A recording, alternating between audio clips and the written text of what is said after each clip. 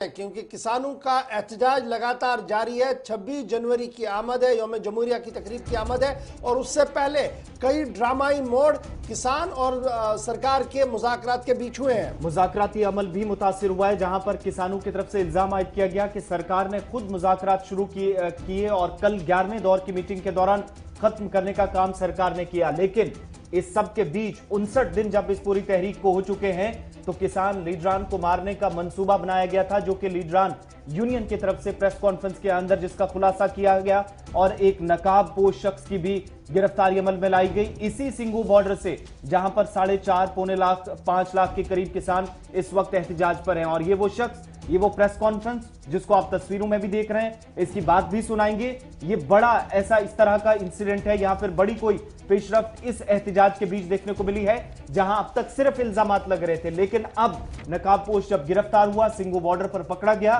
तो उसको बाज़ाब्ता मीडिया के सामने पेश किया गया, पुलिस के हवाले सामने किया गया, पुलिस के सामने रखा गया। और बड़ी बात यह कि 26 तारीख को यूनियन के लीडरान की तरफ से जो ट्रैक्टर रैली निकालने की तैयारी है उसमें रखना डालने की कोशिश, और कई किसान लीडरान को जो यूनियन के टॉप लीडरशिप है, जो लगातार सरकार के साथ मुज़ाकराती अमल को 10 दौर की बातचीत के साथ आगे बढ़ाती रही है, उनको टारगेट करने की बातें सामने आई है, जो इस प्रेस कॉन्फ्रेंस के दौरान अहम और बड़ा खुलासा हुआ।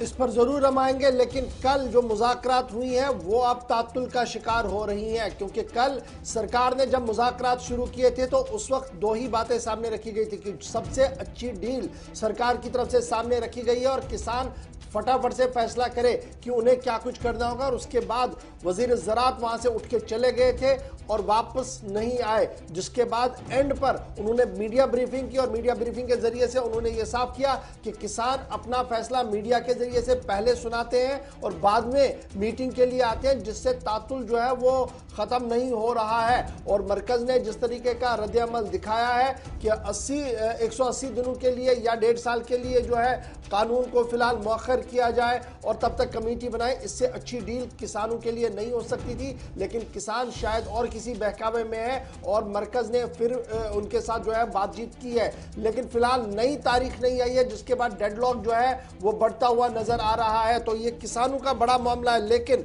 रात देर गए जो बड़ी खबर इस बीच आई थी वो ये थी कि एक नकाबपोश शख्स की गिरफ्तारी हुई है, जो आसिफ आपको बता रहे थे। और जब उससे पूछताछ की गई वहां के मकामी रजाकारों की तरफ से, तो उसने कई अहम चौंका देने वाली बातें सामने रखी है कि किस तरीके से गोली चलाने का मंसूबा था और किस तरीके से वहां पर तितर बितर करने का मामला बनाया गया था।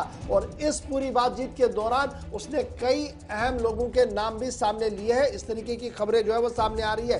ताहम जो वहां पर संगठन है, जो लोग वहां पर है, जो एहतजाज कर रहे हैं और धरने के अंदर जो मुंतजिमीन है, उन्होंने इसको कल दिल्ली पुलिस के हवाले कर दिया है। और ये वो नौजवान जब मीडिया से बात कर रहा था तो उन्होंने कहा कि रिंग रोड पर जो मामला पिछले कई दिनों से करनाल में हुआ था या आसपास के इलाकों के अंदर हुआ था, तो वहां पर भी पथराव और दीगर मामलों में इसका पूरा हाथ रहा है। क्या कुछ इस प्रेस कॉन्फ्रेंस के अंदर कहा गया, ये जरा सुन लीजिएगा।